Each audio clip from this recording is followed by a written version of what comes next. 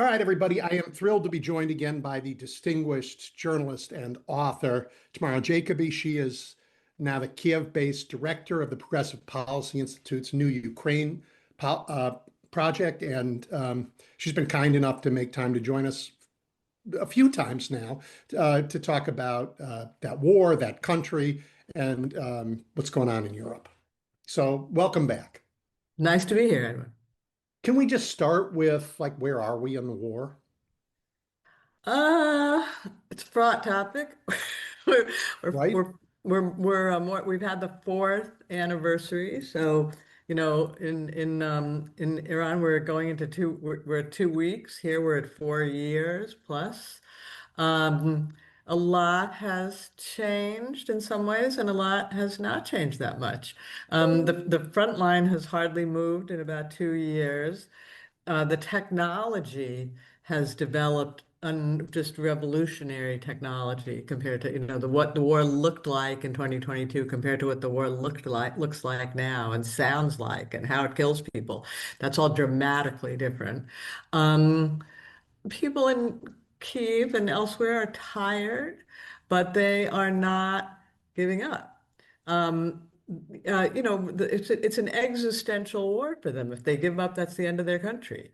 And it's the end, and as they see it, and I don't think it's an exaggeration, it's basically enslavement.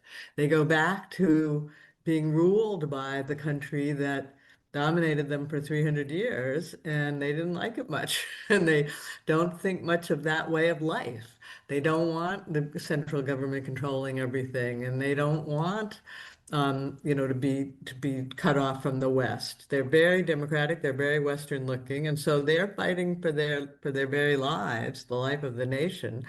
And Russia's pursuing a crazy monomaniacal dream of an expanded empire that it seems unable or unwilling to give up. So they are kind of locked in the struggle. Not the, as I say, the front line does not move that much. So a lot of people die. I think the Russian death count is now at 1.3. It's not death, it's casualties, but it's 1.3 million. Ukrainian death count is much, much lower because they're much more careful with men and maybe half or something, or maybe I don't know, maybe less. But it's a lot of we're again, look, compare Iran. I think we're up to seven or something Americans, and that seems like a lot, or three, I don't know. Here again, Russia's talking 1.3 million that are seriously wounded.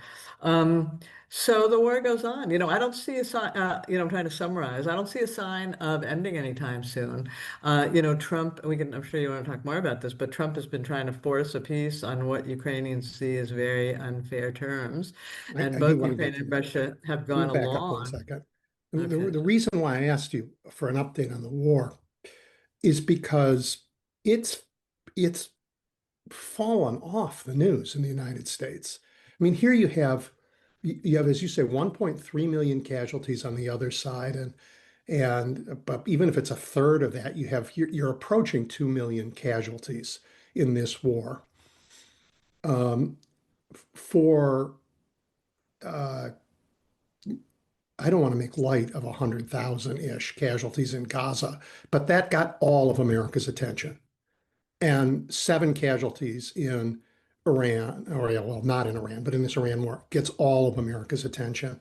And what's going on in the biggest war in Europe in 80 years gets almost no attention here. Well, it's not only Ukraine, it's really Europe's war. That's right. If Russia wins this war, they will be expanding further into Europe in a matter of years. So, and I think, what's the explanation in America? I don't know. I think they think it's more of the same. They think it's sort of same old, same old. They think, well, nothing is really moving and a lot of people are dying and that's all I need to know. And, they have drones. I mean, that's sort of, that's the 20-word summary. And I mean, I experience it when I go home and I'm trying to, this is partly a joke, but I used to be able to dine out on talking about what it was like in Ukraine. Now, even my close friends who should care about my safety sort of say, well, how is it? And I have about 30 seconds to answer. And after that, they're tired of hearing about it. I don't And, you can understand. just see it in their body language. So this is Europe's war, as you point out. Europe sees expansionist Russia as a as a true threat to them, to their freedom. Um, so what was the reaction first in Ukraine and then the rest of Europe when the United States opened a Western front in Europe by pretending it was going to invade Greenland and forcing troop movements across Europe from their eastern front to their western front? Yeah, there's no describing or there's no overestimating, maybe is the way to put it, the European reaction. I mean, people had the way I put it was that before the Greenland episode, there were everybody saw that there was going to be change, that the US was pivoting. And there were sort of three groups of leaders. They were kind of the deniers who just wanted to say everything's going to be fine, let's keep going as we are. Partly because they thought if they acknowledged the problem, they would be precipitating it, right? So they're the deniers. And then there was a handful of young people over on the edge who said NATO's dead, come on, acknowledge it, get on with our lives. We've got to start to plan an alternative. But most people were sort of in the middle. And Greenland really woke everybody up. There's now only a handful of deniers. Everybody else sees the US is unreliable. The last 80 years are over. We need to come together and create our own defensive structures and our own security council and maybe even our own army. We need to spend a lot more on weapons. Now, recognizing that they need it is a long way away from getting it and having it and executing on that understanding. But the mindset has completely shifted since Greenland. And it was about recognizing something everybody had sort of seen and known was coming all along, but suddenly you just couldn't deny it. And the good news is that however long ago that was, a couple of months now, I guess, there hasn't been that much relapse. I mean, that was gonna be my fear was that people would wake up, but then they would, hit the snooze button and sort of go back to sleep.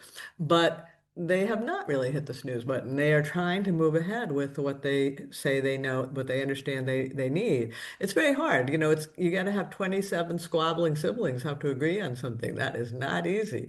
And you have to rearrange your defense production and you have to go against your own defense companies that want to just make their stuff for your country. And so there's a lot of head crunching and changed habits have to happen. And it's not going to be fast, but at least again, they're trying really seriously now.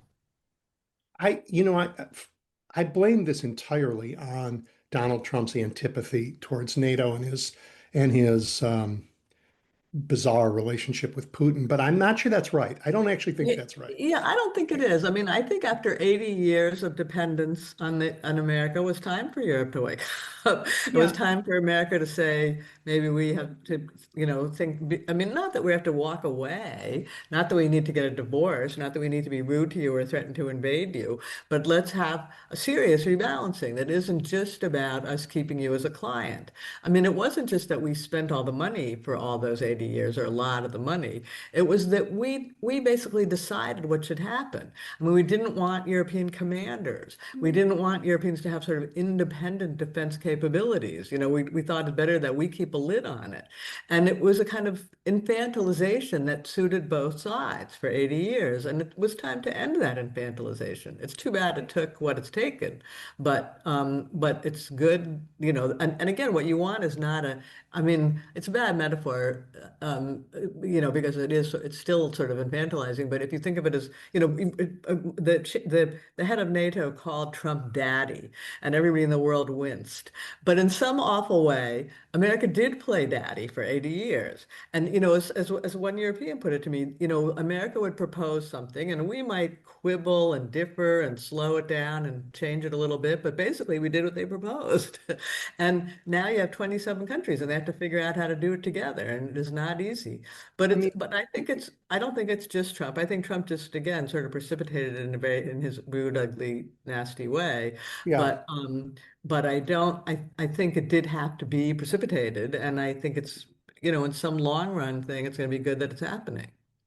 I hope so. I mean, it was Mark Carney's speech that clarified it for me. We for you know from the Cold War and through much of the globalization that happened starting in the 90s, it really was a superpower world, but now it's not. Now we have these middle powers that have grown up, and that changes the equation, makes the world much more I think, complicated and dangerous in many ways. You have all these different, excuse me, actors on the stage. We're seeing some of that with Iran, which was able to be influential all around its region in a nefarious way. So Europe is now saying, well, it's not that world anymore. We have to react differently. None of that, I think, is good for the United States. Well, it could be good in the long run. Again, if you think the metaphor, if the sort of, ill-fitting but best metaphor we have for the moment is well, let's switch the metaphor. Let's not call it parent and children. Let's call it as in a couple. An amicable divorce, a grown-up divorce where you recognize you have children, and you have to do compromise and live together, and I mean not live together, but exist, on the same planet and make some cooperation, and cooperation would be good and helpful. We could have that, and that could be good for everybody. It could, but it's more complexity, and It's we more don't seem to be complexity. able to It's for manage sure more complexity very complexity. well. Yeah, well, that's for true. That's for Yeah. sure. I mean, I Um, read that I read something this morning where Zelensky said to Trump, or said in his, in an interview he meant for Trump to read. He said, it's all very nice what you promised me some vague security guarantees, but what about after you and after me? And right, Trump doesn't think after himself. right. He's going to be king forever, and he doesn't think to the future, even if he acknowledges there's going to be one. So. It's certainly clear he's not preparing the United States or the world for a future. That's So, true. so to For, but to, for tomorrow, for next for week. tomorrow even. There's some reporting that the U.S. is now getting assistance from Ukraine to figure out how to deal with the Shahid drones coming out of Iran. Is Yeah, that well, true? let me What's the let me Schadenfreude like on let the me ground? let me move into it. So, I mean, the hilarious thing to me was the piece on the front page of some American newspaper. Maybe I won't name it. What is a shahed? I mean, every child in Ukraine, can recognize a shahed in the sky, Yeah. can tell you the sound of a shahed compared to something else. I mean, we have, hundreds a week, and uh, Ukraine's been dealing with them, countering them for 4 years. And the interception rate is 80-90%, so they're pretty good at it by now. Sometimes they intercept and the debris falls on an apartment building, but they still shoot down about Hmm. 80% of them, 90%. Um, they know a lot about doing it. Apparently, 10 countries and the US have requested, Zelensky says, some kind of assistance. What does that really mean? I don't know. Zelensky sent 3 teams to the Middle East. I fear they're probably sitting around in the waiting room somewhere. I mean, America's not good at taking advice. And this is something I'm working on at the moment. Ukraine's had a big push for several years to try to do cooperative defense production with other countries. But, one of the most successful of all the, kind of, I won't even call it cooperative defense production, is that Eric Schmidt, former Google chief, has built an American drone, very like Ukrainian drones, that he says is, sort of Ukraine inspired or has a lot of Ukraine input, but basically is not cooperation. It's basically an American bunch of guys from Tesla and SpaceX making an American product kind of inspired by Ukraine, and Ukraine is not getting any money or any intellectual property or any help or anything. I mean, Eric Schmidt has invested a lot of money here, but that is, I fear it's going to go more like that Ukraine, I would like to see Ukraine position itself to be kind of the arsenal of Europe and to help the world with the approach to drones. But I sort of worry that a lot of Western countries think they, know better and are going to sort of do it, learn the hard way by themselves, rather than learn from Ukraine, learn the hard way by themselves. And I mean, Ukraine is different, right? Ukraine is And so there's some ways that America would never be learning from Ukraine. I mean, America likes to have very expensive, exquisite, very highly engineered, weaponry. Ukraine likes to have it as simple as possible. Any soldier can use it, Yeah, I'm not sure. that's I'm not sure I agree with you that America likes that, but America's defense contractors love well, it. yes, Yeah, yes, yes. they love Well, it. the American way of doing it, Yeah. has been this exquisite weaponry that the Trump brags about. We make the best weaponry in the world. But so that's a big future issue to me, because I do see that it could be sort of Ukraine's economic future, if they play their cards right.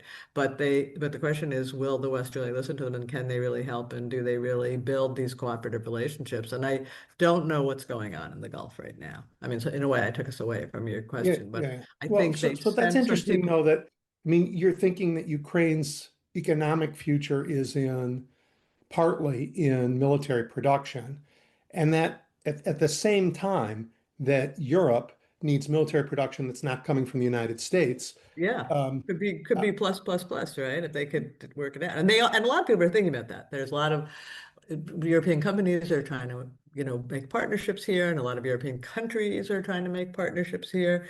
Um, I mean, we don't want to say the Israeli model in some ways, but in some ways, Israel had figured out a lot of things, and one was, technical innovation in wartime. You can turn it into an economic asset, and if Ukraine could do that, it would be a good thing. Again, Israel tends to sell very high and expensive defense equipment. What Ukraine makes, that's not the hallmark of what's good about Ukrainian material is high in material, war stuff is high and expensive. But anyway, it's all a game in progress that's related to the war but different. yeah, look, uh, I'm trying to think. I don't know enough about hotels anymore, but like whatever the fanciest hotel chain in the world is, it's probably not more profitable than like Motel 6. Right, You right, know, right, so right. you can build an economy on selling things that are That um, are that do the job, that do Yeah. the Well, job that people need. that's how Ukraine approaches it. Good enough. Yeah. Okay. So um, there is or is not going to be an election in Ukraine while the war continues. What's It's the been status of it democracy doesn't in really Ukraine? make sense to have an election Yeah. here in the wartime because I mean here's the thing. I mean they unlike in America where we sort of shrug our shoulders at the percentage that vote. Here they really would like a large percentage of people to be able to vote, and soldiers are not going to be able to vote. The 5 million people still living in Europe are not going to be able to vote. It's in the wartime. It's going to be hard if, until they come back. It's going to be hard to set up polling places in places where Russia can, can send a drone and hit a line waiting at a polling place. So I mean, it would be possible to organize elections in some way if you didn't care too much about the share of turnout, and you had some time. You could set up polling places in Europe and stuff like that. But there's nobody here who's really enthusiastic about it. So Even people who are chafing to who are talking. I the mean, most Zelensky, pro-democracy crowd are the most saying it pro-democracy, wins. yeah, and even people who, a lot of people are tired of Zelensky and have complaints about Zelensky, but even those people don't. There's nobody really insisting on election soon, except Donald Trump and Vladimir Putin. And so Zelensky, who's been again, trying to stay out of Trump's penalty box and keep the negotiations going, has sort of made noises about we could have elections if you give us some enough time and ceasefire and stuff like that. But I don't see it happening anytime soon. And I think, the state of Ukrainian democracy is a big topic too. Very democratic instincts, very democratic people, very anti-authoritarian, very, pay attention to politics, not like in Russia. But there are no political parties to speak of, so it's Ukrainian democracy is a work in progress. Let's just say that. And it'd be nice to have the war over and get on with that work, but I don't think it's going to happen Who big is time. doing that work? What kind of groups are doing Well, that work? yeah, Who's there's thinking civil about it? society groups here were very big on it before the war, and some still do it. And like the Germans, I mean, various embassies help, Hmm. come and, teach them how, give whatever. Hmm. It's and they've come a long way. I mean, one of my favorite stories here was something I learned early on. So, when there was, and give me a paragraph, when there was in the Soviet Union, there was no private property. So who managed the apartment buildings? Some Soviet lady who sat in the lobby and watched who came and went and told them what they were going to do. We're going to build a garage today or whatever. And then when independence happened and there started to be private property, some cities where civil society played a big role started to say to people, we're going to have to, now you own the apartments, you're going to have to get together and manage the buildings. Like you can decide when to paint the fence or when to, build a garage or Mhm. whatever. And at first the people said, no, no, no, no, no, we don't want to do that. We'd literally rather have that Soviet lady and then blame her. But then after a Right. while and a lot of pressure, it was in Mariupol, sadly, where there were, whatever, just notably that it was first pioneered. They started to have these things that were basically tenant councils. They're called OSBBs here. And they're getting, in my building, the OSBB is very important. Like this winter, in the tough winter where the pipes broke and there was no heating and we needed a generator and you had to buy fuel for the generator and all that kind of thing. Who did it? The OSBB. So there's kind of nascent democracy. And you should see the social media chat for my OSBB. I mean, they post, dozens of texts a day. They're very participatory. Yeah, I mean, is this the equivalent of a condo board in the United States? Exactly, Yeah. exactly. But So, every so, ball, so yeah. much maligned, much beloved, Right, well, but exactly. And everybody here fights. everybody's a member. Everybody's part of it, right? So Yeah, everybody yeah. can vote, everybody can text, Well, it's hilarious. So in so very they're local, democratic. and Yeah, well, I mean, it's a great way to learn democracy because in very local government, very exactly. local, and a building is Exactly. very local, the stakes are Exactly. really high. Like, Yeah. should we fix the plumbing or the roof? It's a very Exactly. important What's what we're question. debating at the very moment. Yeah, Exactly. yeah, and that stuff is that's how people learn how to manage the questions in a democratic system. Exactly. Yeah, not I think in a presidential election in the Right. United But they do States. have to, I do think building parties is a really important thing. I mean, I think, parties, that's how you guarantee some continuity of ideas and some ideology that isn't just personal. I mean, part of what's wrong with Soviet politics is or Russian politics, Soviet politics, is that it's all about, it's factions driven by people. And and to some degree, that's been true here too. And that's not good. You want to have a different kind of structure that can Talk also about that's really interesting word you chose. It was a word, factions, was a word that the founders in the United States were terrified about, faction. So in your view, what's the difference between a faction and a political party?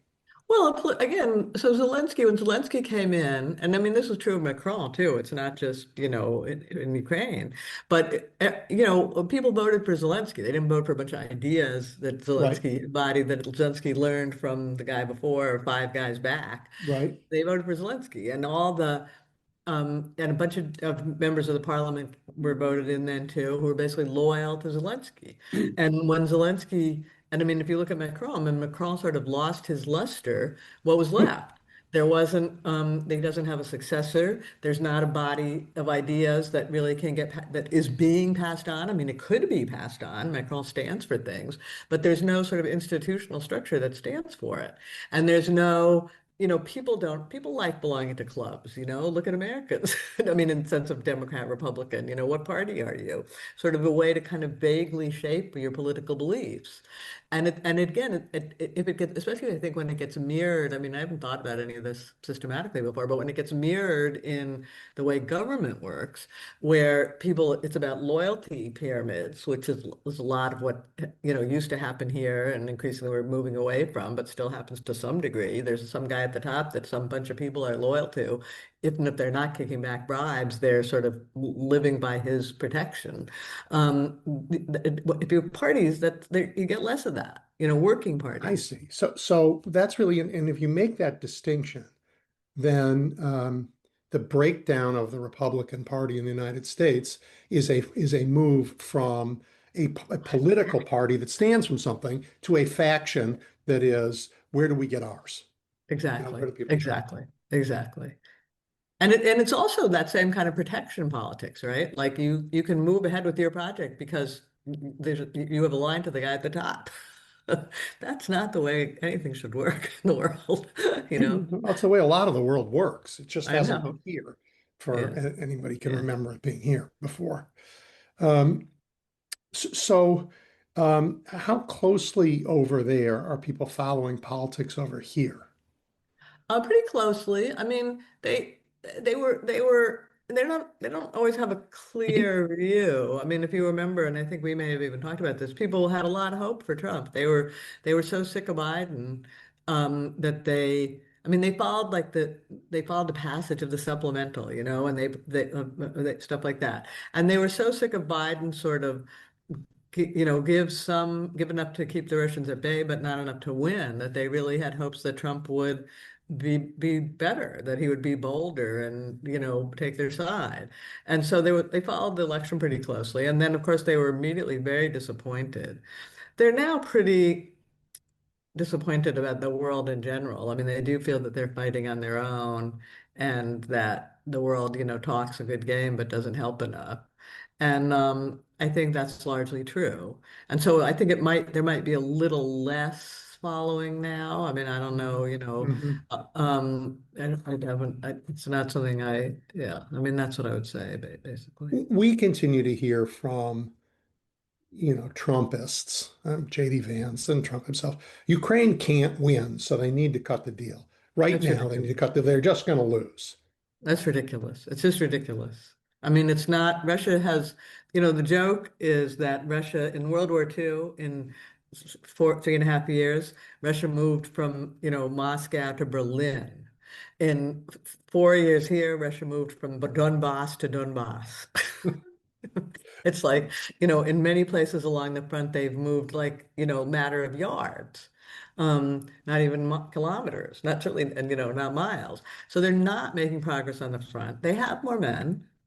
But the war is getting more, but they lose men at a great rate, and Ukraine's getting better at countering without as many men. They have more money to produce weapons, and unfortunately, the oil rise of the oil prices has helped them a bit. But you know, a few weeks of high oil prices are not going to make that much difference. You need a year of higher oil prices to really put them back on a solid footing. So, you know, I think, you know, without America intervening on their side to give them a good deal, to get them a good deal at the negotiating table, I think you're facing like, you know, a very long war of attrition still. I don't see either side prevailing anytime soon. Now, wars of attrition do change, you know, sometimes wars of attrition are sort of gradual and then all of a sudden.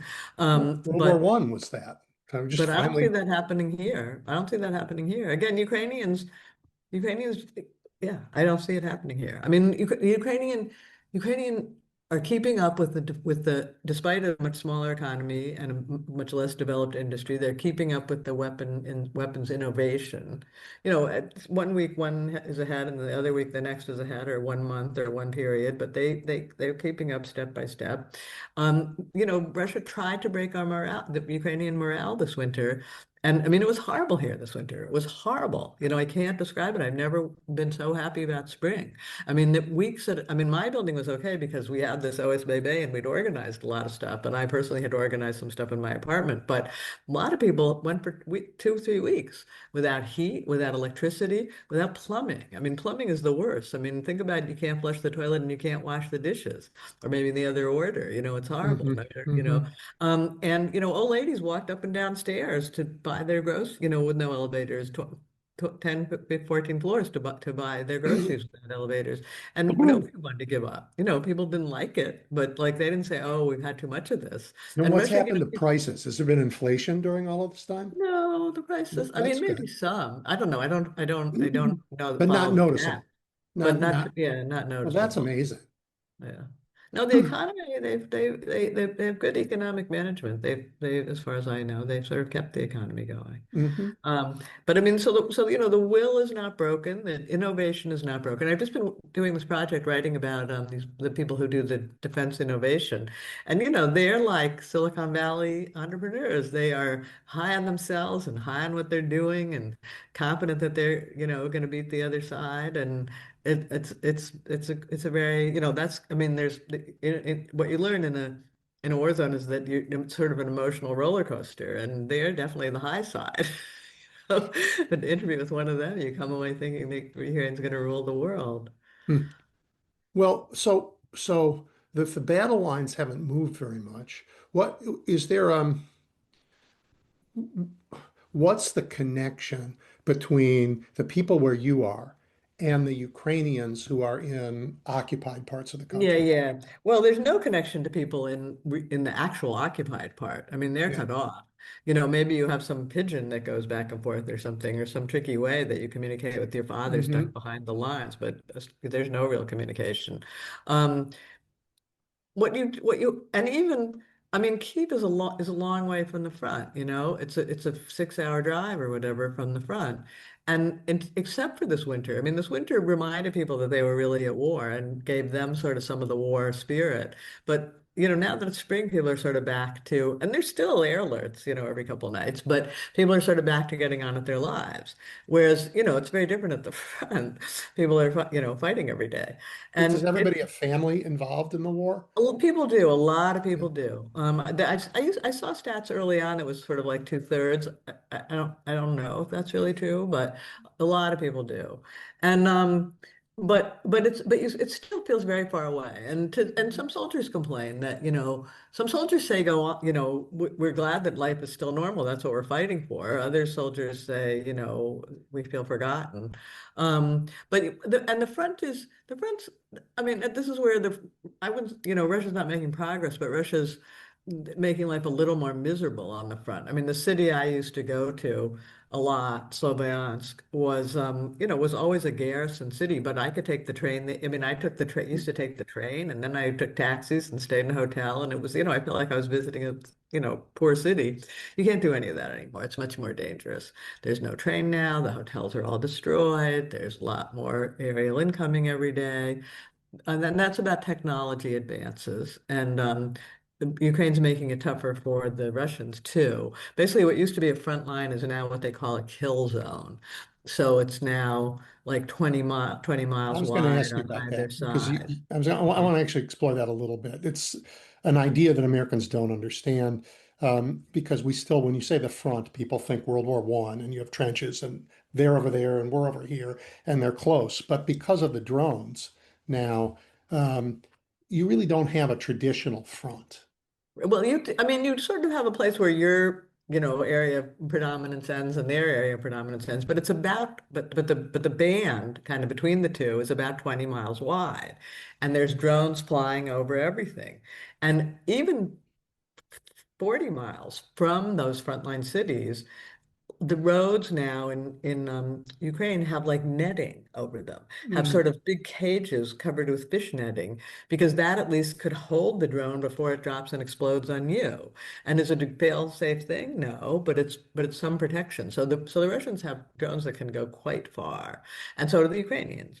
And but it's more of a problem for Ukraine because they have sort of civilians and more activity there. But but the so and it's changed the way the war is fought. I mean, drones, I remember in the beginning, drones were rare and drones were mostly used to get information and correct artillery fire. Now everything is drones. It's not just that it's something that looks like World War II where there are some drones. All the stuff is basically now done by drones with humans trying to use them. And I mean, you can't go out in the open, you know, near the front without being seen by a drone and targeted. And and drones do, they have, you know, that whole kill zone. You used to be, you would drive across the territory just before the front, or you'd send a tank. Can't bother, no one bothers to send a tank anymore because tank will be destroyed. And you know, a cheap drone destroying a big expensive tank, that doesn't make any sense. The Russians now come like on carts and motorbikes across that last thing to try to, you know, come get closer to the where the actual some fighting might happen. And and what was I going to say about the Ukrainians? And I mean, just, you know, drone pilots are the soldiers that matter now. And Ukrainians both sides, but more of the Ukrainians have now robot like driven vehicles that can take food and other supplies across that kill zone and that can take wounded people out. So more and more and more of it is being done by some kind of robotic machine. And it's horrific in some ways, in some other ways it's saving lives. There are movies that come to mind that are absolutely terrifying that that describe this kind of warfare. And Right. you attach it to AI, and it gets even more It frightening. gets even scarier. Exactly. Yeah. Yeah. Okay. And now what's the thinking there about our folly in the Gulf? That's a good question. I think mostly that it's folly. I think, you know, I don't think there's not a lot of there. I don't think people are following it that super closely. My friend's mostly making fun of it, you know, as you would expect, sort of. You know, I don't know what grandma in the supermarket is thinking. I think, you know, there's they don't like when I mean, wars of you know, they're on the wrong side of a war of choice, right? It's not a war of choice for them, but it is a war of choice for the big guy, and that's basically, you know, this is not a war of choice for Iran. It's not a war of choice for Israel, but it certainly is a war of choice for America. And I think Ukrainians sort of think, why would you do that? And they see the chaos. And you know, Zelensky sees it as an opportunity to maybe try to leverage something. I mean, what the problem, the biggest problems are, the two biggest problems caused by by the war in Iran are that we're using up the basically the missiles that are fired by Patriot interceptors that Yes. Ukraine really needs. The only Russians send ballistic missiles, and the only way to shoot down a ballistic missile is with a Patriot. It's the only weapon in the world that can do it. And Ukraine has been desperate for Patriot, basically what are called interceptors. It's basically the bullets that go into you know, the missiles that go into a Patriot. They've been desperate for them for a long time, and I think America's already used 800 in the last week and a half. You know, here like To shoot down drones, to just shoot swiftly. down Yeah. and Yeah. and missiles. But it's a waste to use a drone with them because they cost $1 million and a drone costs $20,000. But yeah, but so America's been using them at a, you know, whatever the word is, wasteful rate. So Ukraine's very worried about that, and it's not good to have the oil price so high because that's how Russia is finances the wars with oil revenues, Mhm. and America's even started lifting sanctions, and so you know that's the kind of choke on Russia is the oil price and the oil sanctions, and that's all going in the wrong direction. Again, I think in the long run, the oil price will not matter as much. It'll be a short run thing, but the Patriot interceptors could be a big problem. So Zelensky has had this idea, let's trade drones, which we make a lot of, for Patriot interceptors. Now, has anybody taken him up on that? No. Will anyone? I don't know. The other good thing, I think, is that sort of what we talked about before, that Ukraine's drone prowess is suddenly recognized a little bit. Yep. And the other sort of the second good thing is that you know, Trump is still saying the wrong thing, is still saying Ukraine, you know, Zelensky should hurry up and negotiate a deal instead of putting pressure on Putin. But he's putting less pressure on these negotiations, and I think that's a good thing. I mean, I never thought these negotiations were going to come to anything, so I'm glad he's distracted. Is the United States still providing military intelligence to Yes, Ukraine? yes, yes, Yeah, yes, and that's very important. They yeah, need it.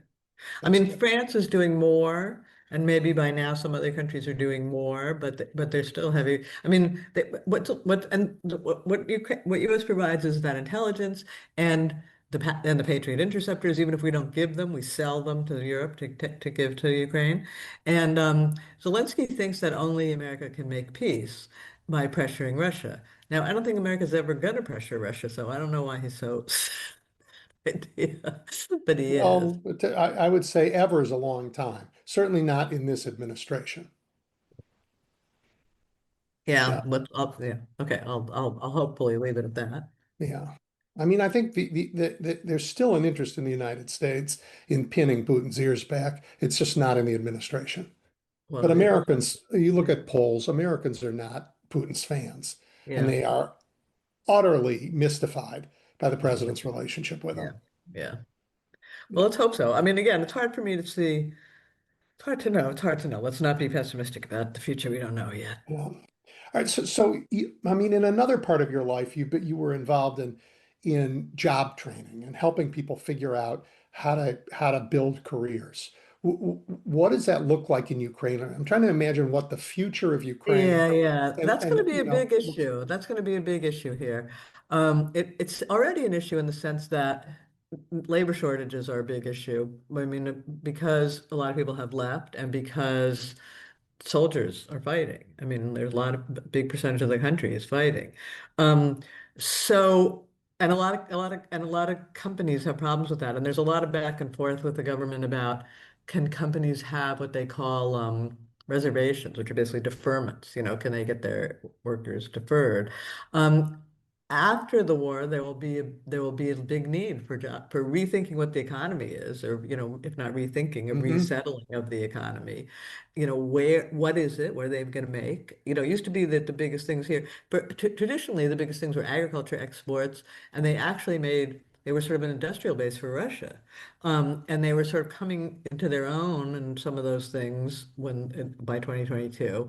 But what are they really going to do for their economy? And how much is, for example, defense production going to be part of it? They always have a lot. There's the IT talent here, engineering talent has been top of the line all through.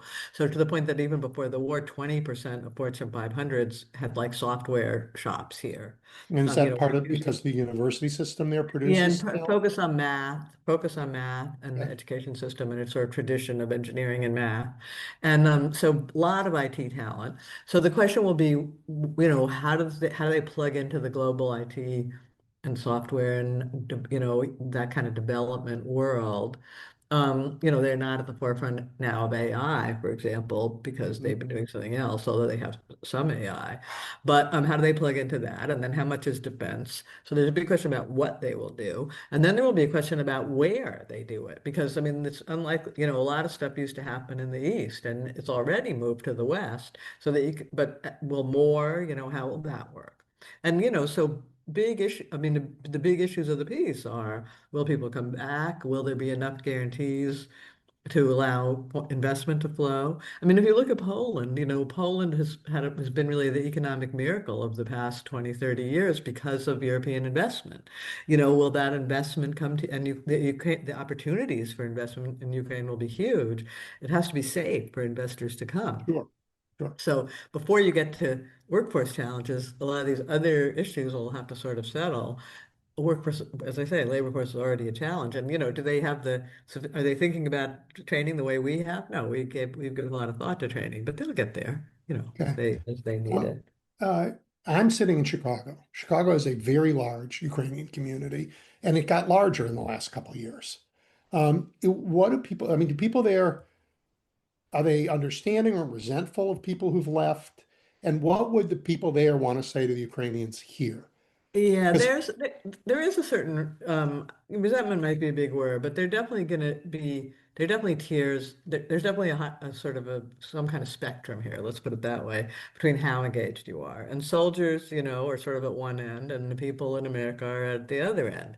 And people in between, they already are, again, the software engineers in my building are a long way from the front, but they're also a long way from the people in Chicago. mhm, And I think there will be divisions based on that. And Ukrainians are kind of, they think they nurse that kind of grudge.